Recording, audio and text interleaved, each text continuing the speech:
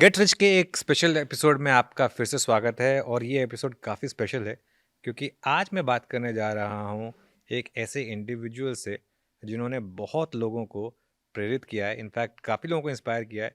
मैं तो ये कहूँगा कि मैं खुद भी अपनी इंस्टाग्राम जर्नी में इनसे काफ़ी इंस्पायर हुआ हूँ और हम बात कर रहे हैं नेहा नागर की। जी हाँ, 30 साल से कम की उम्र में इंडिया की टॉप फाइनेंशियल इन्फ्लुएंसर्स में नेहा का नाम गिना जाता है।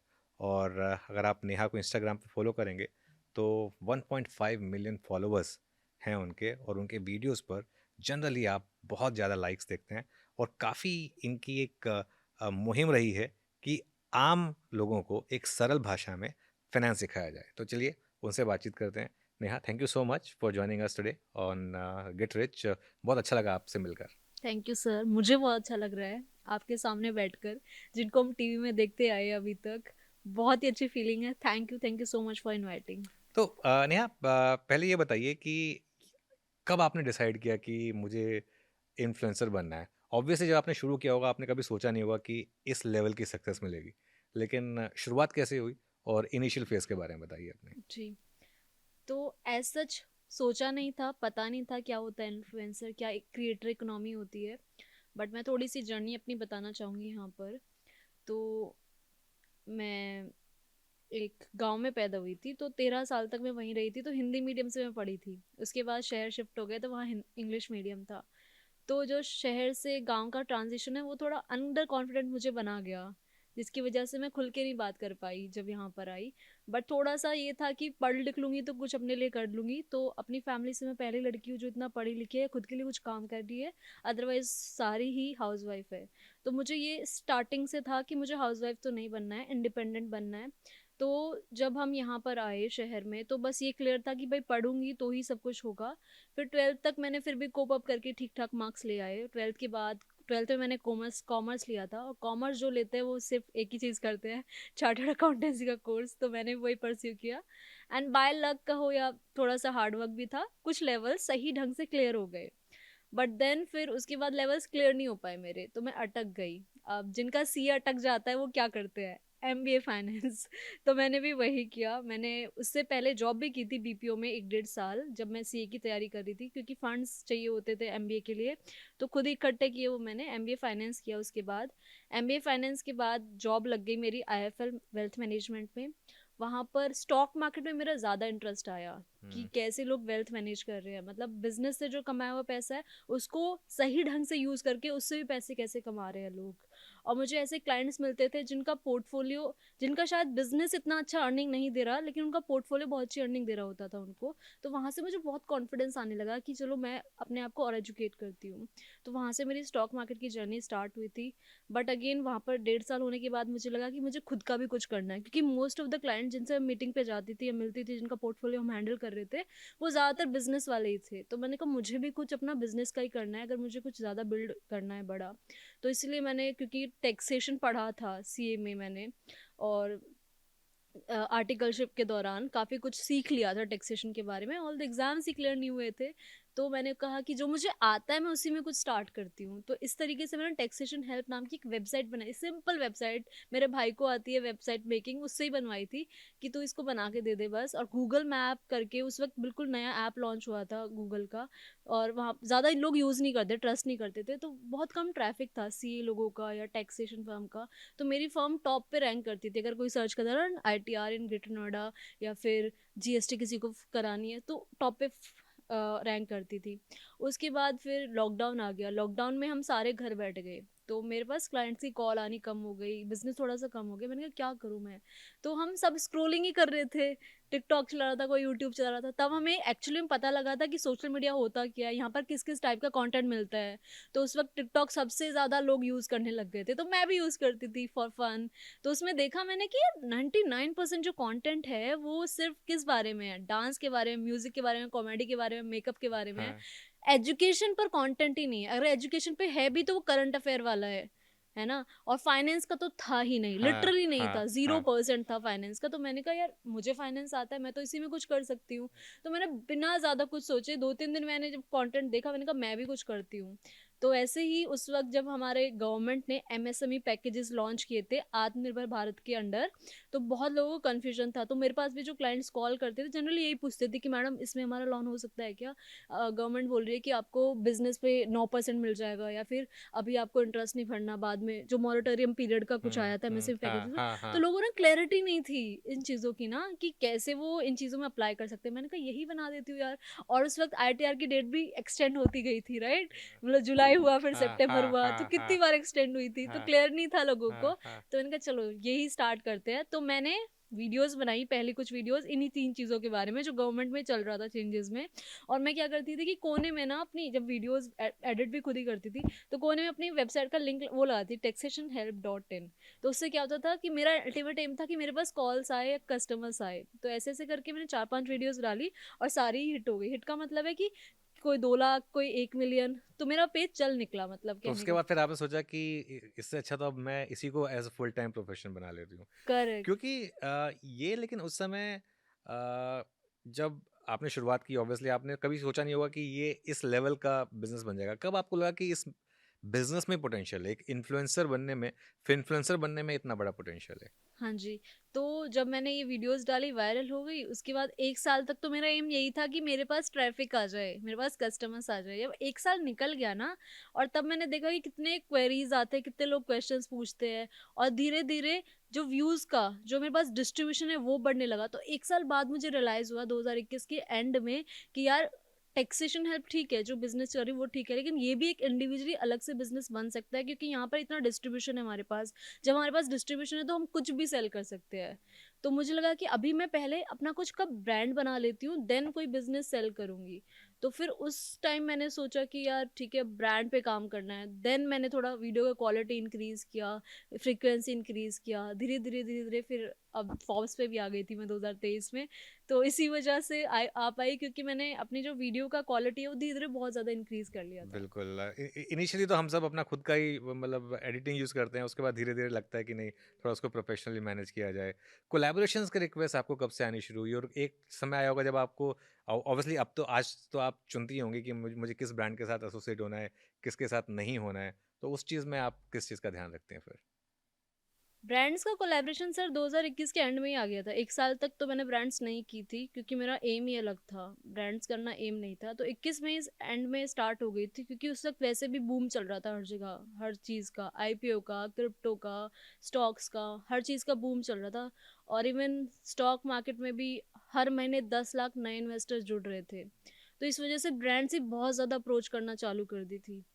तो 2021 के एंड में ही बहुत ही नामी ब्रांड्स मैंने चूज़ की स्टार्टिंग से। अमेज़न का संभव करके कुछ इनका कैंपेन था, वो मेरा पहला कैंपेन था। तो मेरे को ये था कि बड़ा नाम ही चूज़ करना है पहले, क्योंकि बड़े नाम के साथ थोड़ी श्योरिटी होती बिल्कुल। हुँ। है ना? तो इसके बाद फिर ग्रो के मैंने कुछ कैंपेन्स किए थे। ग्रो भी उस वक़्त बहुत तेज़ी से ग्रो कर रहा था, राइट? तो उनके साथ मैंने कुछ लॉन्ग टर्म डील की। बट हुआ ये था कि स्टार्टिंग से इतनी क्लैरिटी तो नहीं थी, इतना भी नहीं पता था कि कुछ बैकलैश आ सकता है, कुछ गलत हो सकता है। हाँ। बस ये माइंड में था कि कुछ नाम ही करूँगी तो शायद ट्रस्ट बनेगा मेरे ऊपर लोगों का, तो वो लोगों का ट्रस्ट हासिल करना था। और स्टार्टिंग में हुआ भी ये था कि अगर मैंने कोई कैंपेन लिया है तो वो ऐसा नहीं कि वन टाइम ले लिया है, कि एक बार करके छुट्टी। मैंने स्टार्टिंग में जो भी कैंपेन्स लेते या तो 2 वीडियोज़ के या 3 वीडियोज़ के या 4 वीडियोज़ के, या मंथली बेसिस पे। जो ग्रो का था आई थिंक वो 6 मंथ के लिए मंथली था। तो वैसे करके किया था, और नंबर ऑफ ब्रांड्स भी बहुत लिमिटेड रखे थे। बट 22 में क्या हुआ था, 22 में तो एकदम ही फिन्फ्लुएंसर्स का बूम आ गया था। फिन्फ्लुएंसर्स, नंबर ऑफ इन्फ्लुएंसर्स बहुत ज़्यादा बढ़ गए थे इंस्टाग्राम पर भी और सारे प्लेटफ़ॉर्म्स पर।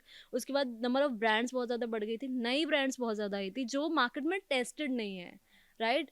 तो कोई भी प्रोडक्ट को टाइम लगता है अपने आप को प्रूव करने का। तो ऐसी बहुत सारी ब्रांड्स आई थी, जैसे पी2पी एक नया कॉन्सेप्ट आया था। तो ऐसी ब्रांड से थोड़ा-सा बच के मैं चली कि पी2पी नहीं करना। ऑल्दो जैसे बड़ी ब्रांड्स के अंडर ही लॉन्च हुए थे ये प्रोडक्ट्स, देन ऑल्सो कि प्रोडक्ट तो नया है ना, आइडिया तो नया है ना, और उसको जबकि टाइम छोटे चाहिए। ब्रांड्स ने तो उल्टा ज़्यादा ऑफ़र भी दिया होगा, हाँ बट जी, हाँ फिर भी जी, हाँ आपको जी। वो डिसीज़न तो लेना पड़ता है कि नहीं, थोड़ा-सा क्रेडिबिलिटी रहे। अच्छा अभी नेहा आपने शुरुआत की, उसके बाद काफ़ी लोग आए। प्रांजल कामरा भी मैं उनसे ही मिला था, वो मतलब उनसे भी काफ़ी बात हुई थी मेरी। आजकल एक मशरूमिंग हो रही है, हर कोई इन्फ्लुएंसर बनना चाह रहा है। तो एक एवरेज रिटेल इन्वेस्टर को किस किस चीज़ का ध्यान रखना चाहिए? क्योंकि इंस्टाग्राम पे मैं अब ऑब्वियसली वो उनका एल्गो उस हिसाब से काम करता है कि अगर मैंने 1-2 रील देख ली तो वो उसी हिसाब से मुझे और 10-12 रील दिखा देता है। तो उसमें कई लोग कई स्टॉक्स बेच रहे हैं, क्रिप्टोज़ बेच रहे हैं, कुछ ऐसे-ऐसे स्टॉक्स का नाम ले रहे हैं जो जिनमें मैं शायद कंफर्टेबल नहीं होऊँगा। तो आपके हिसाब से रिटेल को कैसे पता चलेगा कि ये इन्फ्लुएंसर जेन्युइन है, ये इन्फ्लुएंसर थोड़ा-सा पंप एंड डंप में है? इस चीज़ का कैसे ध्यान रखा जाए? तो सर पहला आपका क्वेश्चन कि इन्फ्लुएंसर्स मशरूम हो रहे हैं, मतलब बहुत सारे आ रहे हैं, है ना? तो उनका नंबर वन रीजन है कि सर एक तो हर महीने 10 लाख के जो नए इन्वेस्टर्स आए मार्केट में कोविड के बाद, और दूसरा रीजन है कि उनको एजुकेशन कहीं से मिली नहीं बस, बस। है हाँ, ना? हाँ, हाँ। स्कूल में भी नहीं मिली है हाँ, सर, हाँ, कॉलेज में भी नहीं मिली है, घर पे भी नहीं मिली है, हाँ। और सर अगर हम टीवी देखते हैं तो वहां पर हमें स्टॉक्स के बारे में बताया जा रहा होता है, करंट न्यूज के बारे में बताया जा रहा होता है कि क्या चल रहा है, लेकिन अगर किसी को शुरू से शुरू करना है तो वो एजुकेशन हमें टीवी पे नहीं मिलती है ना? तो इस वजह से फिर लोग हमारे पास जाते हैं जो फाइनेंस इन्फ्लुएंसर्स है। इस वजह से हमारे व्यूज बहुत बढ़ गए। जैसे एक टाइम की बात करूँ तो मेरा ऐसा कोई वीडियो नहीं था जिसपे 1 मिलियन से कम व्यूज हो। तो ये 2022 की बात है ना? तो फिर वो सब देख के नए लोगों को क्या लगा कि मैं भी व्यूज कमा सकता हूँ, मैं भी ब्रांड से पैसे कमा सकता हूँ, वो सिर्फ इस वजह से आए। अब वो आ गए, वो क्रिएटर बन गए। अब हो क्या रहा है सर कि आप देखेंगे आजकल बहुत ट्रेंड कर रहा है कि ऐसी वीडियोस बहुत वायरल हो रही है, 5 स्टॉक्स जो अयोध्या के बाद भागेंगे, 5 स्टॉक्स जो बजट के बाद भागेंगे। अब होता क्या है कि उन्होंने वीडियो बनाई, 5 स्टॉक के नाम बोल दिए, अब डिस्क्रिप्शन में वो लिख देंगे कि भाई मैं सेबी रजिस्टर्ड नहीं हूँ, आप खुद की रिसर्च करो। वो बायो में भी लिख देंगे कि मैं सेबी रजिस्टर्ड नहीं हूँ, आप खुद की रिसर्च करो। बट आप मुझे ये बताओ कि आपने तो स्टॉक के नाम सुन लिए ना, हाँ, हाँ। आप क्या वो पढ़ेंगे डिस्क्रिप्शन? बिल्कुल, आप क्या बायो में जाके चेक करेंगे? बिल्कुल। बिल्कुल चेक नहीं करेंगे हाँ। आप, है ना? तो होता क्या है कि इस वजह से कंपनीज का जो पी रेशियो है या फिर जो वैल्यूएशन है बहुत ज्यादा बढ़ जाता है। लोग बस नाम सुन लेते हैं, पीएसयू स्टॉक्स भागेंगे भागेंगे, खरीद लिया बिना रिसर्च करे। और मैं हाईली एजुकेटेड लोगों की बात कर रही हूँ जो बिना रिसर्च करे खरीदते हैं, जो पढ़े लिखे, जिनका अच्छा खासा बिजनेस है, वो भी ऐसा चीज करते हैं कि नाम सुन लिया बस। अब होता क्या है कि उन्होंने बाय कर लिया, अब उन्होंने ऑलरेडी हाई पे बाय किया है, अब उनको प्रॉफिट होने में बहुत टाइम लग जाएगा, तो वो वहां पर फंस जाएंगे। तो रिटेल इन्वेस्टर्स इस तरीके से मतलब फंस रहे हैं अभी ये नए इन्फ्लुएंसर्स के चक्कर में, क्योंकि सारे ही इन्फ्लुएंसर सिर्फ एक एम के साथ नहीं आए कि एजुकेट करना है, कुछ इन्फ्लुएंसर्स आए कि व्यूज लेने हैं। सिर्फ अब फ़ायदा उठाना है इस चीज़ का, राइट राइट राइट, प्लेटफ़ॉर्म अब का। व्यूज लेने हैं तो उनको वो चीज बतानी पड़ेगी जो लोगों का सेल करेगी। फियर और हुँ। ग्रीड, दो चीजें होती है। तो लोग ये ट्राई करते हैं इन दोनों को हिट करे। इन दोनों को हिट तभी करेंगे जो हम उनको एकदम से बताएंगे कि यार आपका ना 10 दिन में प्रॉफिट हो जाएगा। तो ऐसी वीडियोस डाल के वो इन्फ्लुएंसर बन रहे हैं। तो मैं उनको फाइनेंस इन्फ्लुएंसर कैटेगरी में नहीं लेती हूँ, मैं उनको सिर्फ क्विक स्कीम बेच रहे हैं और कमा रहे हैं, एंड दैट्स इट। ओके, बहुत सही बात कही आपने। आजकल एक और जो चीज़ चल रही है, एक कंट्रोवर्सी हुई थी कि क्या इन्फ्लुएंसर्स को, स्पेशली जो स्टॉक्स की बात करते हैं, उनको सेबी से रजिस्टर होना चाहिए? क्योंकि अगर आप रिटेल से पैसा नहीं ले रहे हैं तो रिक्वायरमेंट नहीं है आपकी, लेकिन आप स्टॉक्स का नाम ले रहे हैं, उनकी वजह से स्टॉक्स चल रहे हैं, तो कहीं ना कहीं एक ट्रेल क्रिएट की जाए, इसके लिए एक बात चल रही थी कि इन्फ्लुएंसर को होना चाहिए सेबी के साथ रजिस्टर। आपका क्या व्यू है इस पर? सर सेबी की जो चेयरमैन है उन्होंने खुद बोला है कि एजुकेशन से उन्हें कोई प्रॉब्लम नहीं है ना? तो एजुकेशन से कभी प्रॉब्लम रही नहीं है। जो सेबी रजिस्टर्ड है वो नंबर सिर्फ 1300 के आसपास है, और हमारा पॉपुलेशन सबको पता है 1.4 बिलियन है। तो अब लोगों को चाहिए होता है कि एजुकेशन करे कोई और एडवाइस कर दे। तो एजुकेशन करने के लिए तो हम बैठे हैं, एडवाइस के लिए भी 1300 लोग बैठे। क्या उनके पास इतने लोग हैं जिनको वो एडवाइस कर रहे हैं? तो अगर वहाँ डिमांड बढ़ रही होती इन्वेस्टमेंट एडवाइजर्स की, रजिस्टर्ड की, तो ऑलरेडी वो नंबर बढ़ चुका होता। बट एक्चुअली में लोगों को सिर्फ एजुकेशन ज़्यादा चाहिए होती है। तो इस वजह से फाइनेंस इन्फ्लुएंसर्स कहीं ना कहीं इस चीज़ में है कि वो एजुकेशन करे तो वो सेफ है। लेकिन जो दूसरा कैटेगरी मैंने आपको बताया, जो सिर्फ या तो व्यूज के लिए आए हैं या फिर अपना कोई प्रोडक्ट बेचने आए हैं या कोई टेलीग्राम ज्वाइन करने के लिए बोल रहे हैं और वहां पर स्टॉक्स के नाम बोल रहे हैं, तो इन लोगों की वजह से जो सिर्फ एजुकेशन करने आए हैं वो बदनाम हो रहे हैं। अब जो एजुकेशन करने आए, ऐसा तो नहीं है कि वो भी फ्री में कर रहे हैं, कहीं ना कहीं से तो सर वो भी कमा रहे होंगे ना, एब्सोल्युटली, हाँ। है ना? लेकिन वो शायद प्रोडक्ट को सही से चूज करके रिकमेंड कर रहे होंगे। जैसे कि कोई नामी ब्रांड, जैसे मैंने बोला कि अगर किसी ब्रांड का ब्रांड नेम ऑलरेडी अच्छा है, ऑलरेडी का अच्छे का मतलब ये है कि उन्होंने मार्केट में 10-15 साल रह के अपने आप को प्रूव किया है कि वो सब चीज़ों पर खरे उतर सकते हैं। तो अगर मैं उनको रिकमेंड कर रही हूँ, मैं खुद उसको यूज़ कर रही हूँ, तो कहीं न कहीं मैं सही काम कर रही हूँ। लेकिन अगर मैं कोई भी प्रोडक्ट आज नया मार्केट में लॉन्च हुआ है और मैं बोल दूँ कि हाँ, मैं इसको प्रमोट कर रही हूँ और मैं लोगों को बोल रही हूँ कि मैं भी इसको यूज़ कर रही हूँ, लेकिन उस प्रोडक्ट ने मार्केट में अपना जो ट्रस्ट है वो गेन नहीं किया, क्योंकि उसने प्रूफ ही नहीं किया ओवर द टाइम अपने आप को। तो जो फाइनेंस इन्फ्लुएंसर्स है जिन्हें मैं जानती हूँ, जिनका आप नाम ले रहे हैं, वो ऐसी कोई चीज़ नहीं करते हैं कि आपको गलत चीज़ रिकमेंड कर रहे हैं या फिर गलत प्रोडक्ट रिकमेंड कर रहे हैं। जो दूसरा कैटेगरी का है, जो सिर्फ शॉर्ट टर्म के लिए यहाँ पर है, ऐसे लोग तो ऐसा कर रहे हैं। तो ऐसे लोगों पर तो डेफिनेटली फाइन्स होने चाहिए। ऐसे लोगों को डेफिनेटली, जैसे अभी मैंने आपको बताया अयोध्या की बात, कौन से 5 स्टॉक बढ़ेंगे, कितनी वीडियोस थी सर, कितनी वीडियोस वायरल हुई है ऐसी जिन पे एक दिन में 5-5 मिलियन व्यूज आते हैं, राइट? तो ऐसे लोगों को तो ज़रूरी है सर कि वो सेबी रजिस्ट्रेशन ले। उनको क्या प्रॉब्लम है फिर? इतना डिफिकल्ट तो है नहीं सर लेना, राइट? अगर आप इतने ही ज्ञानी हो, इतना ही आपको पता है कि कौन से स्टॉक भागेंगे, तो रजिस्ट्रेशन लेके सही में उनको एडवाइस प्रोवाइड करो ना, बिल्कुल, बिल्कुल। राइट? अच्छा, आपने एक बहुत अच्छी चीज़ कही कि यहाँ पर जब आपने अपने इन्फ्लुएंसर जर्नी की बात की कि शायद एजुकेशन की कमी है। स्कूल में सब कुछ पढ़ाया जाता है, पर्सनल फाइनेंस नहीं सिखाया जाता। आपकी खुद की एक छोटी-सी बेटी है, तो क्या आपको लगता है कि स्कूलों में सीधा personal finance as a topic introduce होना चाहिए अब शुरू से ही? सर ज़्यादा से ज़्यादा स्कूल में हमें ये पता होता था कि हमारा बैंक अकाउंट हो सकता है उसमें। उसके आगे हमें कुछ पता ही नहीं होता था कि अगर आपका बैंक अकाउंट है तो आप सेविंग अकाउंट में पैसे रख रहे हो, तो इन्फ्लेशन क्या चीज़ होती है, वो उसको खा सकती है। उसके अलावा और क्या ऑप्शंस है, एफडी क्या ऑप्शन है हमारे पास। इसके अलावा और भी बहुत सारी चीज़ें हैं जो हमें पता होनी चाहिए। तो इसके अलावा हमें एक्चुअली जो सबसे बेस्ट चीज़ मुझे लगती है कि स्कूल्स में होना ही चाहिए कि लोगों को बताना चाहिए बच्चों को कि अपना प्लान बना के चले स्टार्टिंग से, फाइनेंशियल प्लान ना, कि बच्चे क्या करना चाह रहे हैं अभी। तो बच्चे स्टार्टिंग से सोच रहे होते हैं मैं डॉक्टर बनूंगा, ये वो बनूंगा। अगर वो प्लान बनाना स्टार्टिंग से शुरू करेंगे और डिसिप्लिन तरीके से उसको फॉलो करेंगे, तो शायद वो आगे जाके भी सक्सेसफुल हो पाएंगे, राइट? तो जैसे हम बजटिंग इंट्रोड्यूस कर सकते हैं उनको। बजटिंग के थ्रू हम जो हमारा रोल है 50, जो हमारा रूल है बहुत फेमस 50-30-20, वो इंट्रोड्यूस कर सकते हैं। पेरेंट्स इंट्रोड्यूस कर सकते हैं, उनको ग्रॉसरी शॉपिंग पे ले जाए, बच्चों को लिस्ट दे दे, इतना अमाउंट दे दे कि इस अमाउंट में आपको ये सारी चीज़ें लेनी है, देन वो सिलेक्ट कर सकते हैं। तो ऐसी बहुत सारी एक्सरसाइज है जो स्कूल्स में कराई जा सकती है। एंड देन कॉलेजेस में तो एक फाइनेंस का प्रॉपर चैप्टर होना चाहिए कि आपके पास इतना फंड है, तो उसको आप किस तरीके से कहाँ कैसे मैनेज कर सकते हैं। ऐसे सर बहुत सारे लोग हैं जो सोचते हैं कि मुझे 1 करोड़ रुपए मिल जाए, 5 करोड़ रुपए मिल जाए तो मेरी लाइफ सेट है। बट एक्चुअली ऐसा होता नहीं है। जिनके पास 5 करोड़ अगर कहीं से आ भी गए, तो अगर उनका आप 5-6 साल बाद का फिर फ्यूचर देखोगे तो वो फिर से वहीं पर होते हैं, राइट? क्योंकि उनको सही से मैनेज करना नहीं आता। अब बाबा का ढाबा बहुत फेमस हुआ था 2020 में, उनको 42 लाख की फंडिंग मिली थी। अगर 42 लाख का हम एफडी भी कराते हैं सर, तो 20 लाख का हमें 6-7 साल में रिटर्न मिल जाएगा। बट वो फिर से वहीं पर है जहाँ वो पहले थे, क्योंकि उनको मैनेज करना नहीं आता है, राइट? एंड सेकंड एग्जांपल जो बहुत फेमस है, केबीसी का विनर जो सुशील कुमार है, उनको भी 5 करोड़ मिले थे सर। वो जीता था, कितनी बड़ी बात है 5 करोड़ मिलना।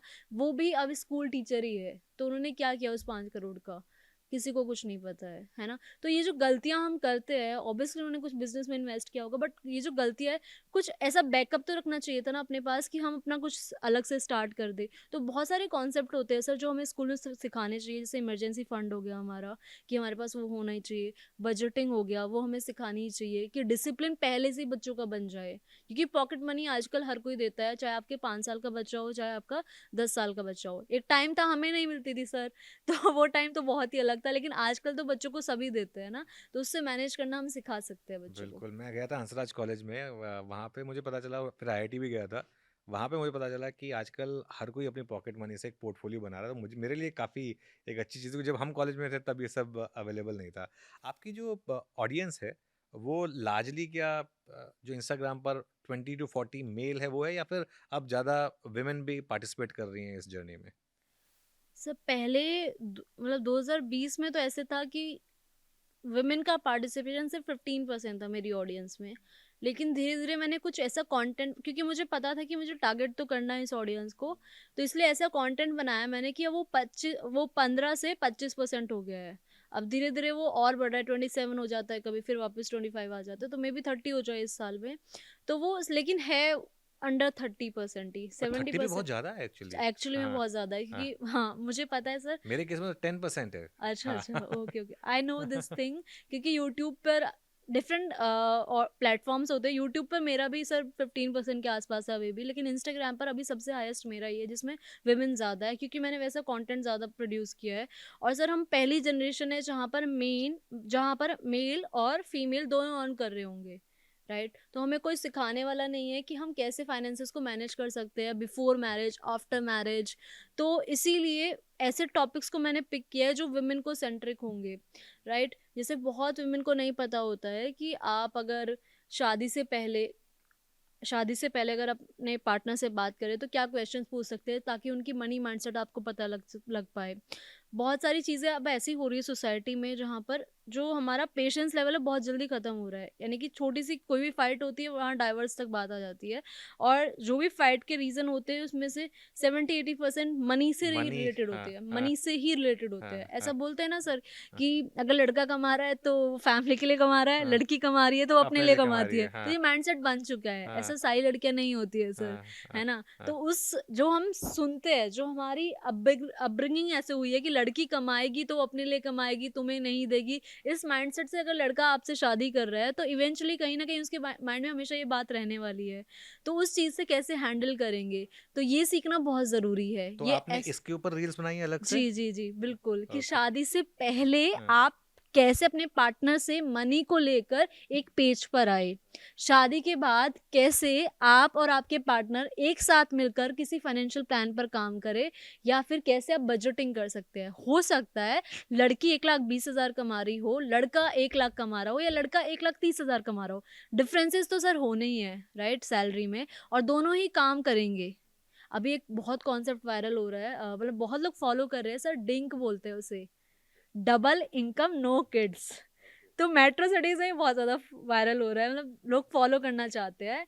आई नो माई फ्रेंड्स जो 33 की क्रॉस हो चुकी है। अब जब होता क्या है सर कि अगर कोई 33 क्रॉस हो चुका है लड़की, और वो अनमेरिड है और वो लड़का ढूंढ रही है, तो वो फर्स्ट जो डेट्स होती है कुछ उन पे सब कुछ डिस्कस करना चाहती है, क्योंकि वो बहुत कॉन्शियस हो चुकी होती है कि 33 तक एक तो शादी नहीं, फैमिली का प्रेशर है, और अगर गलत शादी हो गई तो भाई फिर तो लाइफ खराब हो जाएगी।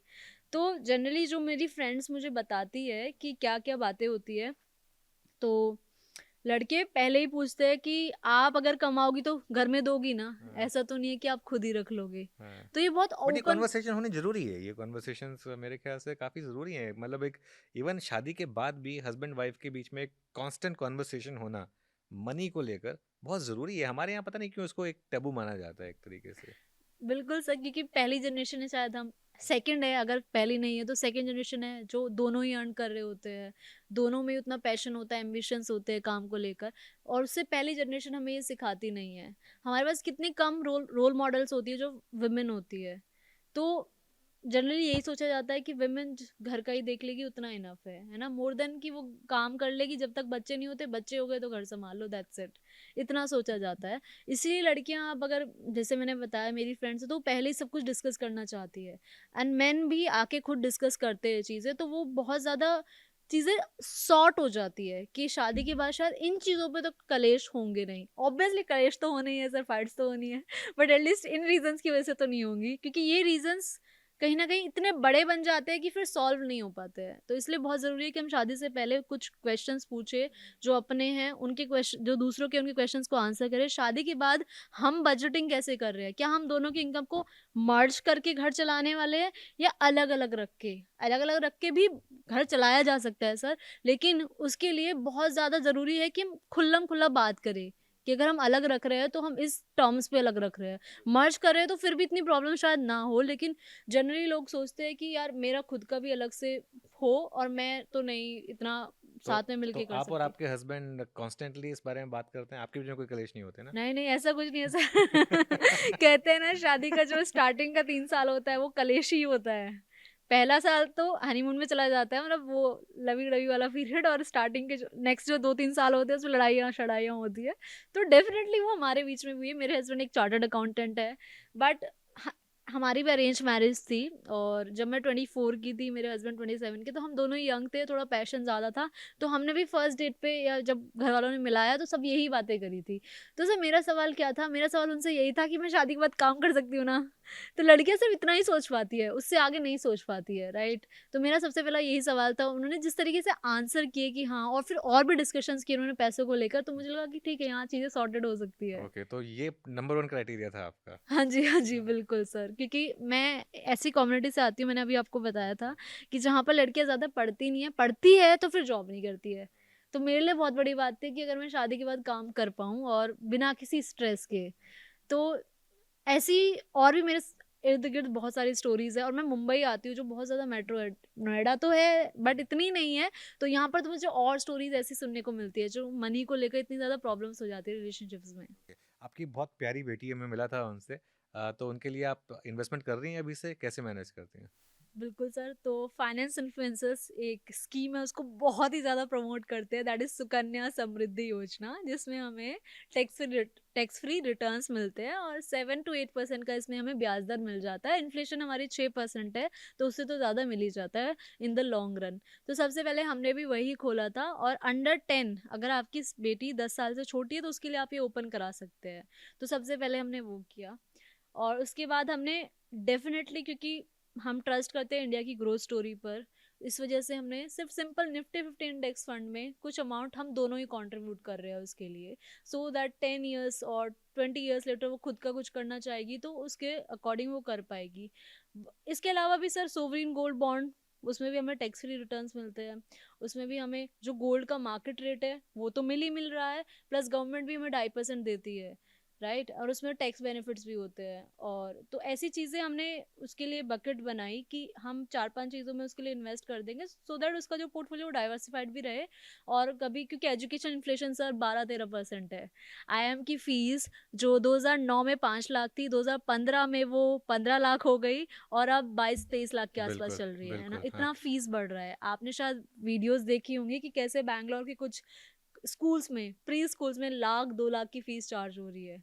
प्री स्कूल्स में सर कितना बड़ा अमाउंट है ये, राइट? तो सुन के ये चीज़ें डर लगता है। डर से हम तभी बच सकते हैं जब हम ढंग से प्लान करेंगे, बिल्कुल, है ना? बिल्कुल। तो प्लान करने के लिए हमें निकालना पड़ेगा कि कितना अमाउंट हमें कब चाहिए होगा। जैसे 15 साल बाद अगर मुझे 1 करोड़ चाहिए, तो उसके लिए मुझे आज से कितना अमाउंट इन्वेस्ट करना चाहिए। तो जैसे अगर हम निफ्टी 50 का एवरेज रिटर्न ले तो 12% का निकल के आता है in the long run, historically अगर हम देखें तो उसके अकॉर्डिंग हम कैलकुलेट कर सकते हैं कि इस महीने से मुझे कितनी एसआईपी चालू करनी होगी, सो दैट तब तक मेरे पास उतना अमाउंट आए। Same with PPF, same with Sukanya Samriddhi या गोल्ड का भी रिटर्न ऑन एन एवरेज 10% के आसपास हम लेके चल सकते हैं। तो उसके अकॉर्डिंग अगर हम प्लान करके चलेंगे ना, तो ये जो डेटा आता है ना कि भाई अब 14% हो गया, अब इन्फ्लेशन इतना हो गया, मेडिकल इन्फ्लेशन भी सर 14% है, राइट? तो कितना डरावनी चीज़ है कि कितनी तेजी से हर चीज़ें बढ़ रही है। बट अगर हम प्लानिंग के साथ चले और इन्फ्लेशन बीटिंग इंस्ट्रूमेंट्स में इन्वेस्ट करके चल रहे हैं, तो शायद हम बच सकते हैं। बहुत शानदार बात की आपने। मेरी भी 2 बेटियाँ हैं, तो उनके मैंने भी सुकन्या समृद्धि और निफ्टी ईटीएफ में मैं भी इन्वेस्ट करता हूँ। तो हम दोनों सेम पेज पर हैं वहाँ पर। स्टॉक्स में भी इन्वेस्ट करती हैं क्या आप? सर स्टॉक्स में भी करते हैं, क्योंकि हमारा तो वेल्थ मैनेजमेंट से ही स्टार्ट हो रहा था करियर। हाँ, तो वहाँ से बहुत इंटरेस्ट आया, और डायरेक्ट इन्वेस्टिंग भी करने लग गए हम। तो डायरेक्ट इन्वेस्टिंग सक्सेसफुल रही है आपके लिए? बिल्कुल सर, क्योंकि हमारा मतलब हमारा जो मेंटेलिटी है वो ऐसा नहीं है कि हमें 5 साल में रिटर्न कमाना है या 10 साल में। हमने सोचा है कि मतलब लेके रख देते हैं एंड देन देखते हैं कैसे चलता है। तो कंपनीज पर ट्रस्ट किया, जो कंपनीज हम डेली में यूज़ करते हैं, जो बैंक्स या जो चीज़ें यूज़ करते हैं, उन पर हम एसआईपी करके चालू करते हैं इन्वेस्टिंग। और सबसे रिलैक्सिंग जो होता है ना इन्वेस्टिंग जर्नी में, वो ये होता है कि अगर आप प्लान बना के चल रहे हो ना सर, कि आपको 5 साल बाद इतना पैसा चाहिए होगा, 10 साल, तो फिर आप बहुत रिलैक्स माइंड से इन्वेस्टिंग कर सकते हो, और आपको पता होगा कि आप कितना रिस्क ले सकते हो, कितना रिस्क नहीं ले सकते हो। उसके अकॉर्डिंग जब इन्वेस्टिंग करते हैं तो हमारे रिटर्न सच में बहुत अच्छे आते हैं, क्योंकि हम एक तो टेंशन फ्री होकर इन्वेस्टिंग कर रहे हैं, ऊपर से जब हम रिसर्च कर रहे होंगे किसी भी कंपनी की, कितनी उसकी ग्रोथ हो रही है, कितना प्रॉफिट बढ़ रहा है, पी क्या है, यानी कि वैल्यूएशन कैसी है उस कंपनी की comparison to its peers, right? Return on equity क्या है, तो बहुत सारे फैक्टर्स है जो हम सारे लोग चेक करते हैं। तो वो बहुत आराम से हो जाता है। अदरवाइज जैसे अभी जो चल रहा है ट्रेंड, कि बस स्टॉक के नाम सुन लिया और इन्वेस्ट कर दिया कि देखते हैं, तो वैसे इन्वेस्टिंग से तो बच के रहना चाहिए सभी को ना। बिल्कुल। अच्छा नेहा, आप अंडर 30 में इतनी सक्सेस आपने अचीव की, फोर्ब्स के कवर पेज पर भी आई आप। नेक्स्ट टारगेट्स क्या हैं आपके? अगले 10 साल के लिए क्या टारगेट्स हैं नेहा नागर के? सर, जो रिक्वेस्ट मुझे आती है जनरली जब मैं कॉलेजेस में जाती हूँ या मेरे डीएम में भी, बहुत लोग अभी भी बहुत ही ज़्यादा क्वेश्चंस पूछते हैं। तो फाइनेंशियल लिटरेसी का जो 27% रेट है, उसको हम फाइनेंस इन्फ्लुएंसर मिलके कोशिश कर रहे हैं कि एटलीस्ट वो 50% तो पहुंच जाए। तो ऐसी बहुत सारी चीज़ें हैं सर पाइपलाइन में। जैसे हम चाहते हैं कि हमारी कोई बुक निकले, मैं चाहती हूँ कि मेरी कोई बुक निकले जो स्कूल्स और कॉलेजेस में बेसिक चीज़ें सिखा सके, बहुत बेसिक सर। बैंकिंग कैसे आप कर सकते हैं, एफडी क्या होती है, इंश्योरेंस। और सर इंश्योरेंस में जैसे हमारे पास हेल्थ इंश्योरेंस सबके पास होना ही चाहिए, विच इज़ कंपलसरी, चाहे आपकी कोई भी एज ग्रुप हो। टर्म इंश्योरेंस की अगर आप डिपेंडेंट, आपके ऊपर कोई डिपेंडेंट है तो आपके पास टर्म इंश्योरेंस होना चाहिए। इमरजेंसी फंड कि आपके पास 3 से 6 महीने का इमरजेंसी फंड होना ही चाहिए। इमरजेंसी फंड कितना होना चाहिए कि जो आपके मंथली एक्सपेंसेस है उसका 6 टाइम्स, अगर 6 महीने का निकालना है तो ऐसी बहुत सारी बेसिक चीज़ें हैं सर जो होनी ही चाहिए, सबको पता। कोविड में 5 करोड़ लोग जो लोअर मिडिल क्लास थे वो पॉवर्टी की लाइन में आ गए थे, पॉवर्टी की लाइन में, राइट? तो ऐसी सिचुएशन दोबारा ना आए कभी। इसलिए ज़रूरी है कि हम कुछ ऐसे कॉन्सेप्ट जो बहुत ही बेसिक से है, जो सबको पता ही होने चाहिए, वो कोई एक बुक निकालूं मैं और उसको स्कूल कॉलेजेस तक पहुंचा सकूं कि आप इजी है, पढ़ लो। क्योंकि बच्चों को वैसे भी रीडिंग का हैबिट तो उस वक्त होता ही है, तो इजी हो जाएगा उनके लिए। बहुत शानदार थॉट्स। और एक काम करते हैं, इसी शानदार थॉट पर इस पॉडकास्ट को अब हम एंड करेंगे। नेहा नागर, थैंक यू सो मच। बहुत अच्छा लगा मुझे आपसे बात करके आज, और काफ़ी इंस्पायरिंग रही है आपकी जर्नी। और मैं यही होप करूँगा कि आप आगे भी और लोगों को, और ख़ास तौर से और महिलाओं को आगे इंस्पायर कर पाएँ। Thank you so much sir, thank thank you you. For inviting.